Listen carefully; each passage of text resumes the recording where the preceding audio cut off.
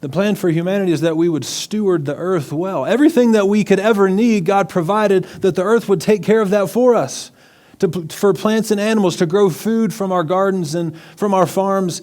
God created us, humans, to have dominion over the earth, over the fish of the sea and the birds of the air and the beasts of the field, as it says in Genesis. And God's desire is that He'd partner with us. But sadly, over time, generation after generation, humanity, their eyes are opened to sin. We've talked about this before. And the possibility of evil is there for us, and humanity continually takes the path of selfishness and pride and revenge and violence again and again and again. The instruments, the technology that we developed that should have been used for gardening and farming, we rather fashioned it into weapons of war to inflict violence and get revenge. And the revenge started becoming much greater than the offense, and violence multiplied exponentially over the face of the earth, leading up to the point in Genesis chapter 6, still early in the story, when God looks down upon humanity and He says, I regret making humanity. These masterpieces of mine, this apple of my eye, this humanity that I was wanting to partner with to rule and steward the earth well, have turned and fallen off a cliff, gone the wrong direction, and they're exponentially violent. And so God decides He's going to flood the earth. This is the story of Noah in Genesis chapter 6, perhaps a story that most of us are familiar with. But God in His wisdom, God in His mercy decides to save humanity. This is through the family of Noah. Noah and his wife and their 3 sons and their 3 wives. And Noah is saved. God saves humanity. Not just saving one family, as we might think of it. In fact, saving humanity. Because humans do what humans do. They grow and multiply, just as God designed us to do. So in saving a family, Noah, God saves humanity to continue on after this flood. In an effort, God starts over. But as the story goes, humanity still struggles with sin, still struggles with violence and revenge, still struggles with unworthiness. And once again, just as it happened the first time, it happens again, and humanity gets worse and worse and worse, and we're violent and we're vengeful and we're vindictive, and it gets worse. But God decides that He wants to save us. God wants to save these creations and show them a better way to live, the way in which He designed them to live. And instead of inflicting violence, instead of inflicting a flood, God had promised not to do that again, right? A significant moment at the end of Noah's flood is God puts a bow into the sky, a rainbow, to signify Him saying, I will not do this again. And so when God decides now to save humanity, He doesn't do it with an act of a flood. He does it by partnering once again with humanity, and especially through one family. One family that would grow into a great nation. And this, of course, is a man named Abraham that we know of. At the time, it was just Abram. God would change his name. And with part of this covenant promise, God says, I want to bless you that you might bless others. Part of this promise encapsulates also land that He's going to give to them. Let's read this together. This is Genesis chapter 12, verses 1 through 3. Now the Lord said to Abram, go from your country and your kindred and your father's house to the land that I will show you. And I will make of you a great nation, and I will bless you and make your name great, so that you will be a blessing.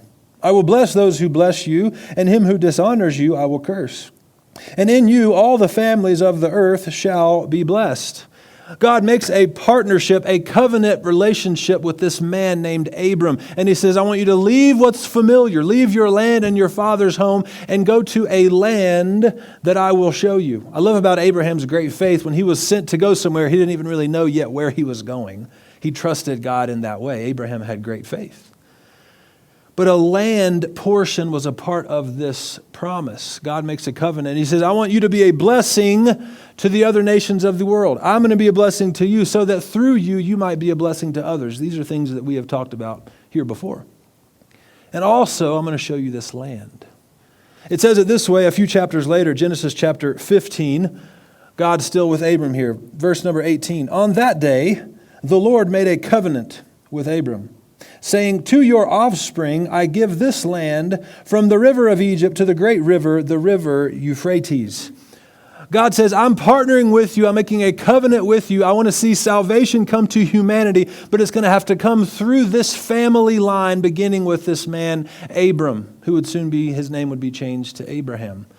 And he promises, with this promise of blessing, he promises a land. Of course, we come to know of this as the promised land.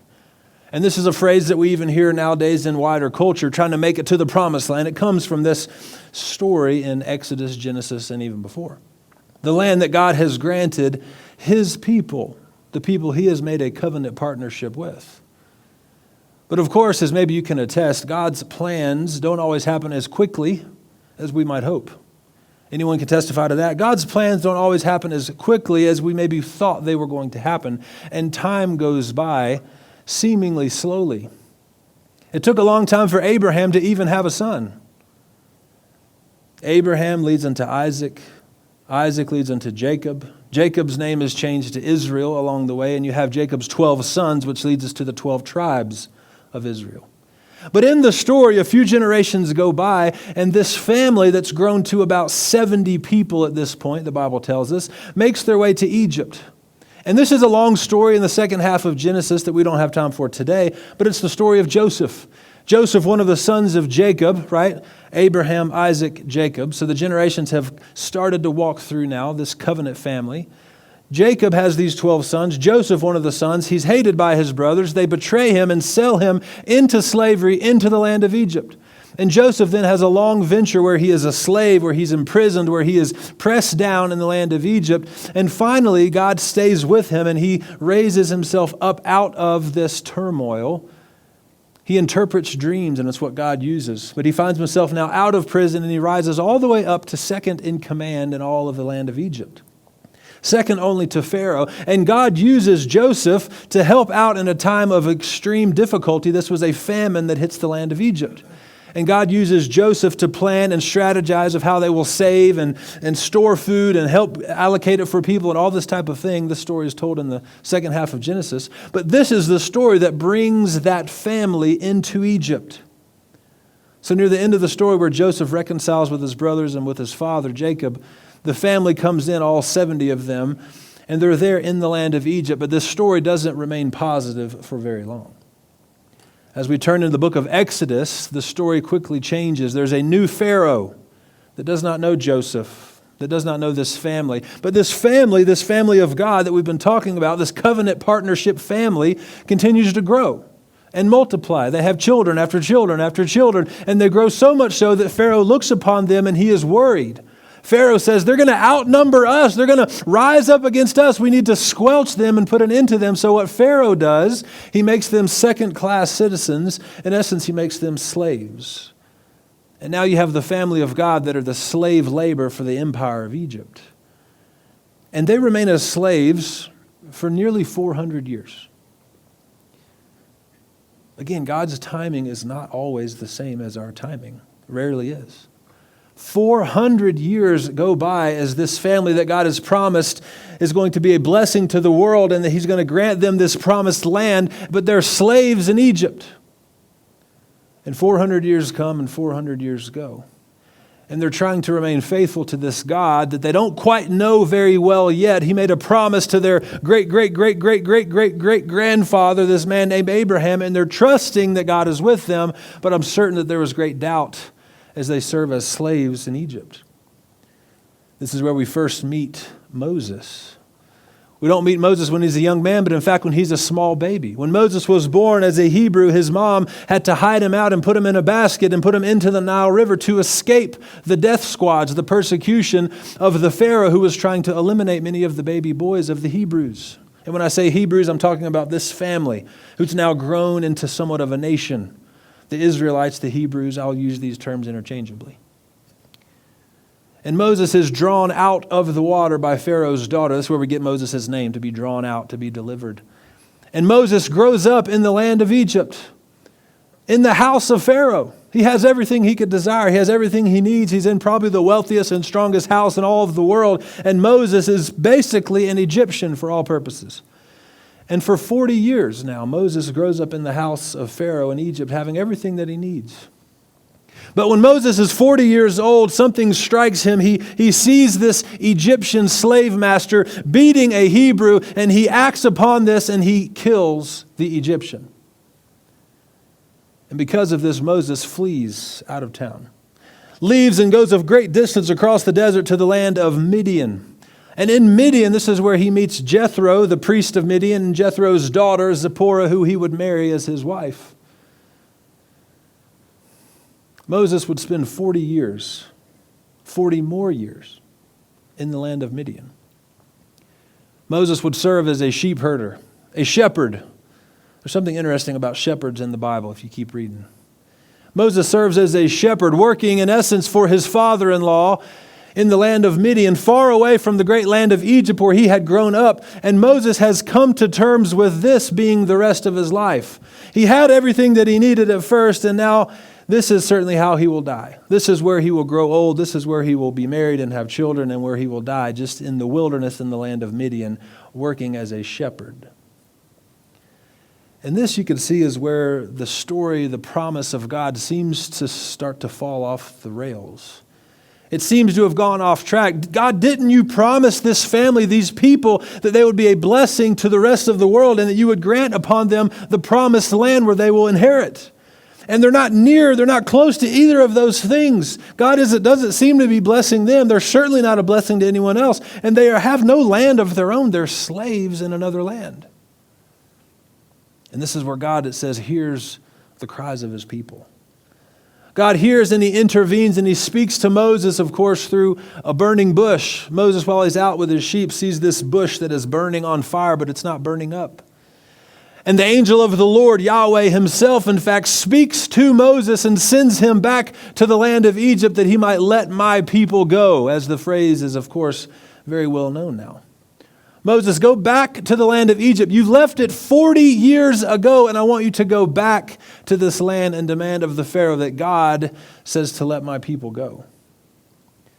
And Moses had many excuses and reasons why not to do this, but he ends up agreeing and going back to the land of Egypt, confronting Pharaoh. And through this miraculous scene, yes, I'm telling a long story over a short period of time, but through this miraculous scene, the 10 plagues leading up to the Passover that the Jews still celebrate even until today, the Passover where they put the blood over the doorpost and the angel of death comes by and kills all the firstborn, and he spares those Hebrews that have the blood over their doorpost. All of these plagues and all of these mighty acts of God lead unto Pharaoh finally letting the people go. Right, this is the great story of Moses and the Exodus as they finally are let go out of the land of Egypt. And so they come out of Egypt into the wilderness. They cross the Red Sea miraculously, right? This is the story of Moses parting the Red Sea. And they go through the other side. The waters close up behind them.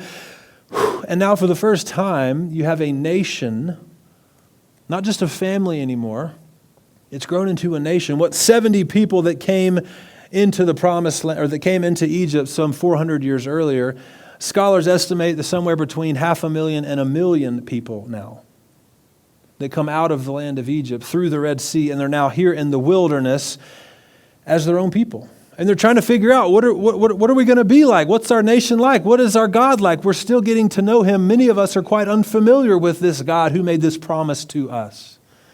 And in fact, some of these people begin to grumble, begin to complain. My mom always told me as a kid, stop grumbling and complaining. I remember those phrases going together often. And here we have the people of God, this family, this covenant partnership family in the wilderness complaining. There's nothing here. It's hot. It'd be better if we just went back to the land of Egypt. They begin grumbling, and God begins to get upset with this covenant family. And I love this moment. This is when Moses, in fact, actually reminds God, as if God had forgotten, but Moses reminds God of the covenant. This takes us now all the way into Exodus. Exodus chapter 32. Moses says this to God, remember Abraham, Isaac, and Israel, your servants, to whom you swore by your own self, and said to them, I will multiply your offspring as the stars of the heaven, and all this land that I have promised I will give to your offspring, and they shall inherit it forever. Moses reminds God as God is upset with the people, and Moses says, hey, don't forget, we have this covenant promise with you. I love the relationship Moses has with God here. It's hopefully a helpful way that we can understand, we can talk and be honest with the Lord. Moses says, don't forget your covenant you've made with us to be a blessing to us, and that you might give us this promised land that you've promised to us. And so here they are in the wilderness. And the promised land is just nearby, a little bit north. And so what they decide to do in this moment is they got to figure out what's going on in this promised land. You see, God had promised them land, but it wasn't just unoccupied. There was, in fact, people that were already there. And so they get together and they decide we're going to get one representative from each of the 12 tribes of Israel and send them ahead into the promised land to work as scouts, as spies. This is where we first meet the young man named Joshua. The spies, all 12 of them, go into the land and they get an account of everything that's there and the people that are there and the cities that are there. And they all come back and report to the congregation of Israel, and they all have their heads hung low and they have bad news. In fact, it was only Joshua and one other man named Caleb that had good news. All the other 10 came back saying, we can't do it. There's no way we can go into this promised land. There's people there that are strong. There's other nations there that are mighty. They have strong cities and fortified walls, and we just can't do it. This promise that God had made to us, we must have been mistaken because we cannot go into this land. It must not be for us. It is already occupied. We might as well head on back, go to another land, or maybe go back to Egypt. It was Joshua and Caleb who had a different response. It says it this way. Numbers, everyone's favorite book. The book of Numbers, chapter 14, 6 through 9. And Joshua the son of Nun and Caleb the son of Jephunneh, who were among those who had spied out in the land, tore their clothes and said to all the congregation of the people of Israel, the land which we passed through to spy it out is an exceedingly good land. If the Lord delights in us, he will bring us into this land and give it to us, a land that flows with milk and honey. Only do not rebel against the Lord, and do not fear the people of the land, for they are bread for us. Their protection is removed from them, and the Lord is with us. Do not fear them. Joshua and Caleb come back and say, no, we believe that God is with us, that God will go before us, that the people that are there, their protection is removed, and God will step in with us and give us this promised land. We believe it in faith. But yet the other 10 did not believe, and it was the congregation of Israel, all the people that, of course, sided with the 10. And they didn't believe that they could enter the promised land. They doubted God. Their lack of faith certainly caused God to respond. In fact, God decided in this moment that he would punish the people and say that none of you will enter the promised land. They were so close. They were so close, but their lack of faith, God says, you know what? None of you are going to enter it. In fact, your generation will die off in the wilderness, and it will be your children and your grandchildren who will be the ones to inherit the promised land. Now, there were a few exceptions, of course, Joshua and Caleb. But everyone in this congregation of Israel, some 500,000 people, God says, you are going to wander in the wilderness now for 40 years. We've all heard the story, perhaps, of the people of God, the Israelites, wandering in the wilderness for 40 years. Why do they do this? It's because of this moment. The spies return. They have a bad report. They don't believe they can enter the land. And God says, all right, none of you will enter the land. And they wander in the wilderness for 40 years until they all die off. And the next generation will be the ones to go.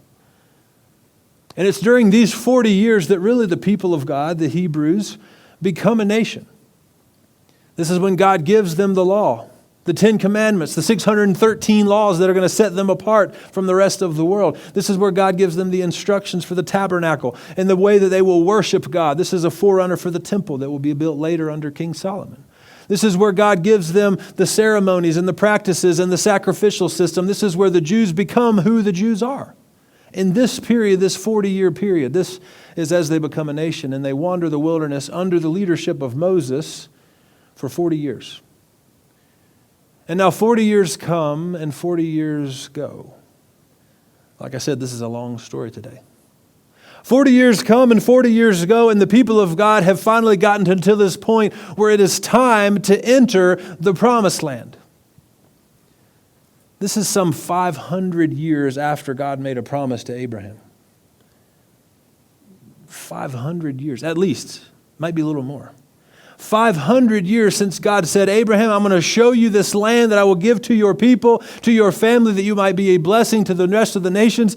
And 500 years later is when the people finally are about to enter this land. I pray that this would give us a perspective today.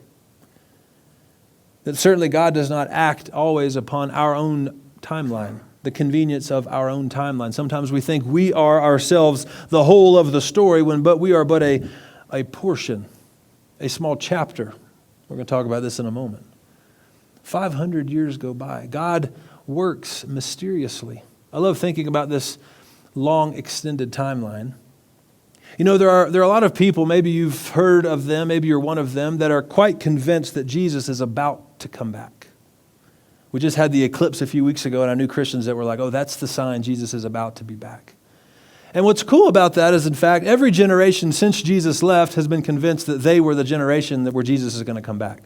So we are no different. We are the next generation, and certainly we think Jesus is about to come back any moment.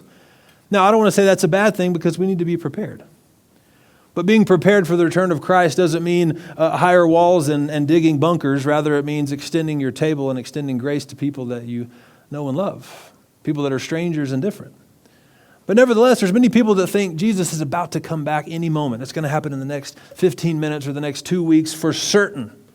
And we think of this timeline fitting in with our own timeline. And I just want to share this with you because it stood out to me a few weeks ago. I was reading a book, and this theologian, probably not a book you'd be interested in, but a theologian was writing, and he talks about the timeline of the church. And he said this.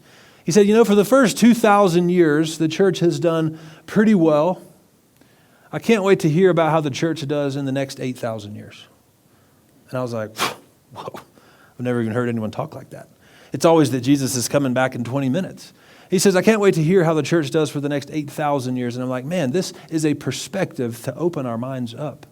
I don't know when Jesus is returning, and neither do you. But for 2,000 years, he talks about, we've done some things, we've done some great things. We've started hospitals, we've helped people, we've given to the poor, but we've also fought a lot amongst one another. We have 600,000 different denominations because we can't agree on anything. He says maybe over the next 8,000 years, the church starts to come together and work together, and we actually spread the kingdom of God across the planet in unity and harmony. Sometimes we need to just be able to zoom out a little bit. 500 years have come and gone since God made a promise to Abraham. And a lot of turmoil and goods and bads have happened. And now finally, you have this moment where God's people are about to enter the promised land. Now Moses at this point is quite old. He spent 40 years in Egypt. He spent 40 years in the land of Midian. And now he's spent 40 years wandering the wilderness. So if you got your calculator out there, you can figure out Moses is around 120 years old. In fact, Moses is not allowed to enter the promised land. It's another story for another time, but Moses disobeyed God in a seemingly small way as he interacted with a rock, and God says, you won't enter the promised land. But it lines right up with the time when Moses is getting very, very old and his chapter is coming to a close. Moses is about 120 years old and he's about to die. And it's the time now for Moses to hand his mantle, to hand things over to the one who has been working with him for these many years. And this is this young man who we met earlier named Joshua. Moses calls Joshua and all the people together. And this, in fact, is our primary passage for today. It only took us 29 minutes to get here. Deuteronomy chapter 31, verse 6. Moses says, be strong and courageous. Do not fear or be in dread of them, the enemy, the others. For it is the Lord your God who goes with you. He will not leave you or forsake you. Then Moses summoned Joshua and said to him in the sight of all of Israel, be strong and courageous.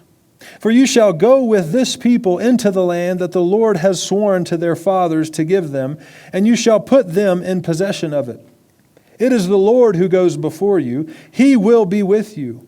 He will not leave you nor forsake you. Do not fear or be dismayed. Moses has this old man who has served many, many years now with these people, leading them, getting them up to this point. And now it's time for Moses to hand things over. And he gathers all of Israel together and he tells all of them, do not fear. Here's our series. Don't be afraid. Do not fear or be dismayed. God is with you. God will go before you. God will not forsake you. God is strong. He is with you, he tells all of the people. And then he brings Joshua up in front of all the congregation and basically tells him the same thing. Joshua, God is with you. He will not leave you or forsake you as you lead the people into this promised land that I have promised to their forefathers many, many, many years ago. Moses says, God says, do not be afraid. Do not fear.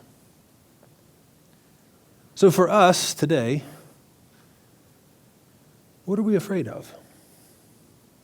What is Moses addressing here in this story? What are they to be afraid of? What is he addressing? What are they fearing? I believe for us in life, there are three main ways, three main experiences that we have with fear.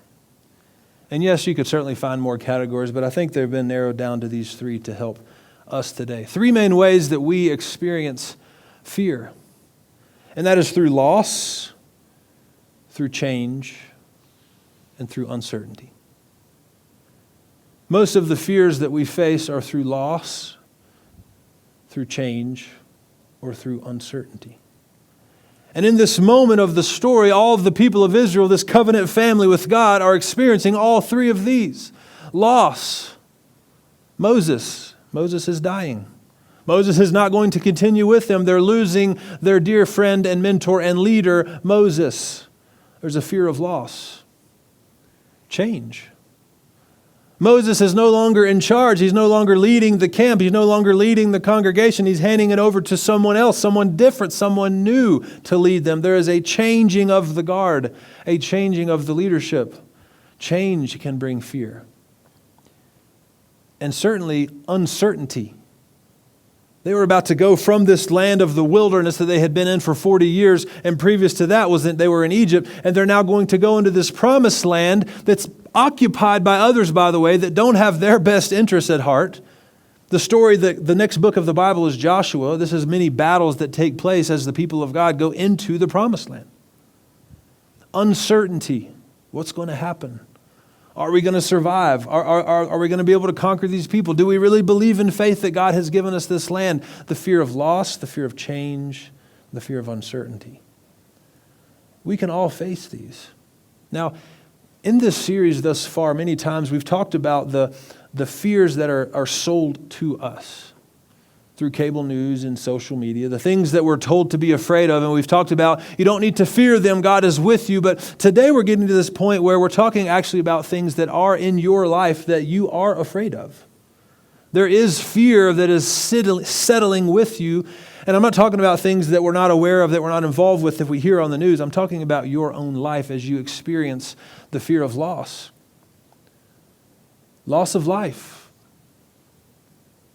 We have some people in our church that are even today off out of town with family who have just passed away. Loss of life. Loss of job. Loss of health. Loss of finances. Loss of stability. The fear of loss can cripple us with anxiety. Change. Many of us are going through different changes, different seasons in life, moving from one moment to the next. Our family, we just took our youngest Watts, who's 4 years old, he'll be 5 this summer, to his kindergarten introduction night, which he will start next fall. And we're going to be entering into this new season where all 4 of our kids are in school. That's a big change. I remember having kids, several, it seems like 100 years ago, but a long time ago thinking we're never going to get to this point when all of our kids are starting to grow up and be in school. And now here we are going to be 4 kids all in school. It's change. And there can be fear associated with change. We all have these changes of seasons, changes of moments in our lives that we face that can bring us certainly great fear and uncertainty. Uncertainty because it's unknown. We don't know what's ahead of us, and so it can cause great fear. It can cause crippling anxiety to know what is in front of us, what is ahead of us. Fear of loss, fear of change, fear of uncertainty. It is Jesus that tells us in the Sermon on the Mount, he tells us to live in the present. He says, don't worry about tomorrow. Tomorrow has enough worry for itself, right? In the beautiful way Jesus says this. Don't worry about tomorrow. Tomorrow has enough worries of its own. See, many of us are crippled by the past and the future. The past is where we live with regret. Regret of what we could have done or what we could have changed or should have done differently. And we regret and we're always thinking about it and wondering about it and what if and what if and what if. Or we're thinking about the future, which is the land of worry. We're worrying what's to come and what's going to happen and what will we do if this happens and what will happen here. And many of us, if we're honest, live here and here. Regret from the past and worry from the future. And it's why we are called, as Jesus tells us, to live in the present, to cherish the moments in which He gives us, and to say, Jesus, I trust You and I'm with You and I'm not going to be afraid today. That's all Jesus asks of us. God desires us to have faith in Him today. Will I have faith in Him tomorrow? I hope so, but I'm going to say it today. And when I wake up tomorrow, hopefully I can say it again. I have faith in You, Jesus, today. This is a theme throughout the Bible. Even in the wilderness, the people of God who were provided food, this was manna, which manna really translates as what is it, which is great. It's like, what is this stuff? God provides food for them, this bread from heaven, but it tells them as they pick up the manna, only get enough for today. You'd think it'd be a good idea. Let me just store up a lot. Let me get a whole bunch for the week and I'm going to put it aside. Maybe I'll sell it to some people and make a little profit. Like, this is a good business plan. God says, no, just get enough for today. Because tomorrow I'm going to do it again. Have faith enough to walk through life today. Don't live with regret. Don't live with worry. It makes us not fully present and not able to live and walk out in the calling perhaps God has for us in our lives today. Who are the people that we will interact with today? Not what are our plans that are coming and not what are the things that I wish I had done differently. Who will I interact with today? How will I love my wife and my kids today? How will we be good neighbors today? How will I steward my finances well today? How can I be a light amongst those who are around me today? God has given us faith that we might have enough for today. That we might live in the present. The current chapter of your life. I want to close with this. In this long story, this 500-year story, or even longer that we just walked through, different people played different roles along the way. And there are some we're more familiar with, like Moses, and there are others that we're quite less familiar with along in the story. Many people that are not even named in the Bible. They all serve their chapter in the story. We experience this chapter illustration in two different ways primarily. Your life, your whole life is a chapter in a much bigger story, God's story. There are people that have come before us, and there are going to be people that come after us. Our Christian faith that we have today is a received faith. It's handed down to us from the generations before, and I pray that we steward it well, that we might hand it down to the next generations that come after us. Our whole lives are not the whole story. In fact, it is but a chapter in a much greater story that we get to play in the telling of God's story, in His interaction with humanity, and the salvation of the world, and the spreading of the kingdom of God. It's good to have the perspective to know, hey, there's people that have come before me, and there will be people that come after me. I'm going to serve my life well in my chapter. But also, we experience chapters in our own lives. You will be in different seasons, different moments, different times. Many of us, in fact, moved here to Castle Rock in the last several years. Now, there's a few transplants or a few natives that are here. Those are the unicorns in the room. But most of us moved here in the last few years. And you think about the lives that you had before and the jobs that you had before and the relationships that you had before. I remember a great friend that I had when I was in the second grade in Mississippi. His name was Stephen. And I have not seen him since second grade because we moved away. But during that season of life, he was a great friend of mine when I was a new kid in school and didn't have anyone else. And God had him in my life for that time, for that season. We all experience different chapters and seasons in our lives. And I pray that as we walk through these seasons, as we walk through these chapters, number one, that we would realize and understand we are living in the blessing of the people that came before us, that allowed us to even be here. People that have gone before us, that have given us the opportunity to do the things that we're doing. And I pray that we would do the same for the ones that come after us as we walk through our chapter, as we are in our story, in our moment, whatever chapter you are in today, are we walking through it in such a way that people see Christ within us? As we walk through life, there'll be moments where we're close with people and then we move on because of life stage or health or job changes, or you move to a new neighborhood or a new city or a new state because things change in life. And each time as we take a step into the next season, into the next chapter, that we might be faithful to represent Jesus well to those people. As we walk through it, they see Christ within us. Does the world look more like Jesus because we've walked through it? I want that to be the testimony of my life, and I want it to be the testimony of yours. Does the world look more like Jesus because you've walked through it? Moses played an important part in the story. So did Joshua and many others in the Old Testament. But this story is one that leads all the way up to Jesus. Jesus is the center of the story. Jesus is the great story that we still today as the church get to be a part of. And where many times we fear what's to come next, or we fear and regret what happened before, if we can remain faithful to fulfill the part of our story that God has us in. To not look ahead. Oh, I can't wait till my kids are older. I can't wait till I get this promotion at work. I can't wait until, to not live in that place, but to live in the present today. And to understand that God has you where you are today for a reason. For this season of time. So for you today as we close, who are the people in your life that are in your chapter this time, this moment? Who are those people, and are you sharing Jesus with them? Are you being faithful to him in this season of your story, knowing not knowing what comes next, but embracing the moment, the truth, the present that we have today? I pray we might live in this way each and every day. Amen? And amen.